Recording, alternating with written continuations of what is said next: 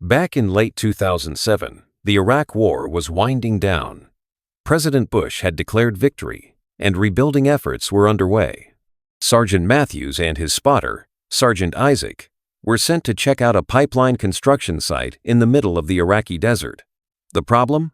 Everyone working there had been killed. Their job was to figure out who did it before new workers arrived. They hid behind some bushes and rocks, watching the site under the burning sun for 20 long hours. Nothing happened. Matthews started losing patience, thinking maybe the attackers were long gone. Based on the scattered bodies, it seemed like a group had stormed in, done their job, and left. But Isaac noticed something strange. There were no signs of a big group moving around. Plus, all the workers had been shot in the head super precise. That's when he suggested the killer might be the legendary Iraqi sniper, Juba. Matthews wasn't convinced. He thought it was impossible for one person to take down so many people in under 30 seconds. Eventually, Matthews got tired of waiting. He decided to go down and take a closer look, asking Isaac to cover him. Isaac mentioned his scope was blurry, and Matthews teased him for not fixing it earlier. But Isaac held onto it because it once belonged to a fallen comrade. Matthews carefully checked the bodies for clues and realized Isaac might be right. Every single person had been shot clean in the head. As he moved to the center of the site to figure out where the shots had come from, Isaac begged him to come back. Then bam! A shot rang out, and Matthews dropped, clutching his stomach in pain. Isaac panicked and sprinted toward him, zigzagging to dodge bullets. But just before he reached Matthews, another shot hit him in the leg. With no other choice, Isaac crawled to cover behind a broken wall, leaving Matthews behind. Barely holding on, Matthews radioed Isaac, telling him to call for backup. First, though, Isaac had to stop his bleeding. He wrapped his leg tightly with a belt, grabbed his radio bag, and tried to contact the Cena signal. That's when he realized the sniper had shot the antenna. Matthews reached out again, telling Isaac to spot the sniper so he could shoot back. But Isaac warned him it was too risky. The sniper was watching. Determined, Isaac started chipping away at the wall with his knife to make a small hole for his scope. But as he worked, some rocks fell and injured his hand. Meanwhile, Matthews tried reaching for his rifle only to pass out from blood loss. Isaac knew he had to do something. Gritting his teeth, he used a blade to dig the bullet out of his leg, an excruciating process. He wrapped the wound, then blacked out from the pain. After a while, Isaac woke up to a weird noise in his earpiece. It was someone from the base. He quickly explained the situation and begged for help. But something felt off. The officer on the radio asked strange questions and insisted Isaac either give his exact location or fire his gun into the air so the helicopters could find him. Isaac knew that wasn't protocol. That would expose him to the sniper. Then it hit him the voice didn't sound American. It was Juba. The sniper had hacked into the radio, setting a trap. Isaac didn't fall for it. Instead, he called Juba out. But instead of hanging up, Juba started chatting, saying he wanted to get to know Isaac. Isaac tried his radio again, still no signal. Juba kept asking dumb questions. And when Isaac refused to answer, Juba threatened to shoot Matthews again. There was still a chance Matthews was alive, so Isaac played along. As they talked, Isaac started drawing a map in the dirt, trying to figure out where the sniper was hiding. Juba claimed he was just an ordinary Iraqi citizen fighting to protect his country. He asked Isaac about his family, but Isaac wasn't giving away personal details. Instead, Isaac mocked Juba, saying he was killing people who were actually helping rebuild Iraq, bringing schools, pipelines, and infrastructure to boost the economy. Juba just laughed.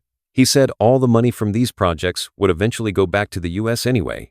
As time passed, Isaac refused to share anything personal, making Juba threaten Matthews again. But this time, Isaac wasn't buying it. Then, Juba dropped a bombshell. He quoted something Matthews had said earlier word for word. That meant he had been listening to their conversations the whole time. Isaac spotted a radio on one of the dead workers and tried to grab it using a stick and some cloth. But even with that, he couldn't reach it without exposing himself. Then, he went to take a sip from his water bottle empty. It had a hole in it. Juba smugly admitted he shot it on purpose. He hadn't missed a single shot. Every bullet was calculated. He hit the antenna, the water bottle, Isaac's leg, all to trap him, make him suffer, and listen to him die slowly. Isaac looked at the bullet he pulled from his leg and started figuring out Juba's weapon. He asked some sneaky questions, but Juba wasn't fooled. Juba laughed when Isaac called him a terrorist. He said the real invaders were the Americans, barging into another country with weapons, killing people. Isaac kept calculating, scanning the area through his scope. That's when he finally figured it out. Juba was hiding under a massive pile of trash. This guy had been out in the brutal heat for who knows how long. He was a professional. But Juba denied being a famous sniper. He insisted he was just a regular man defending himself. Based on his accent, Isaac guessed Juba might have been a former U.S. soldier who betrayed them. But Juba didn't confirm or deny either, only said he only killed people who attacked him first. Isaac, exhausted and dehydrated, collapsed. Juba taunted him, saying he'd staple his tongue to his chest. Desperate, Isaac tried tricking Juba by waving a helmet on a rifle above the wall. But Juba didn't fall for it. The helmet fell outside the wall, leaving Isaac with no head protection. Feeling hopeless, Isaac took a huge risk. He sprinted toward a dead body, grabbed the guy's bag and radio, then dashed back to cover as bullets flew past him. Inside the bag, he found water and some candy, his first bit of luck. But the new radio? Also broken. Juba punished him by shooting at the wall, destroying his scope. Suddenly, Isaac heard something in his earpiece. It was Matthews. He was still alive. Isaac quickly shouted out Juba's location, and Matthews used a metal scrap to get a look at the pile of trash. Moving painfully slow, he reached for his rifle while Isaac kept Juba distracted. They talked more. Juba revealed he used to be a teacher in Baghdad, but when his students were killed in an American attack, he sought revenge. Isaac finally confessed why he kept his old, broken scope. It belonged to his best friend, who died because of a mistake Isaac made. The guilt never left him. Meanwhile, Matthews aimed at the pile of trash and unleashed a full round of bullets. Isaac fired too, making it seem like the shots were coming from him. But before Matthews could reload, Juba shot him in the shoulder. Isaac begged him to crawl to safety, but before he could help, Juba shot Matthews in the head. Isaac lost it. Juba, unfazed, told him he could leave. He wouldn't shoot. Isaac wasn't sure if he could trust him. Later, Juba asked why Isaac was still in Iraq when the war was over. That's when Isaac admitted the truth. He wasn't there because of duty. He was there because he accidentally shot his own friend. Suddenly, Isaac heard radio chatter American voices. But he couldn't respond. His radio was still broken. Then, he heard something chilling. Juba was on the line, using his name to lure another team into the trap. Isaac blacked out.